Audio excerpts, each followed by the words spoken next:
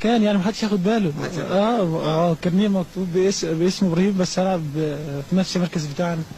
ابراهيم انا عايزك تقرب من حسام شويه، لان دي فرصه لا تعوض الحقيقه ان انا اشوفكم جنب بعض.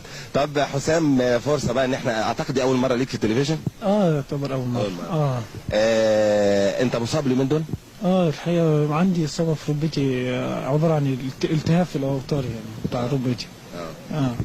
كنت بتعمل طبعا تلعب ماتش الحد. طبعا انا لو ما فيش الوقف ده انا كنت لعبت حتى لو رجليها فيها اي حاجه، بس الحمد لله. المهم في زمايلي يعني عوضوا اللي غاب ان شاء الله. طبعا هو غيابك مفيش كلام ان هو مؤثر جدا جدا. طب حسام، عايز اسالك بقى، انت لعبت اول مره مع الفريق الاول امتى؟ لعبت موسم اللي هو مع كابتن سايس.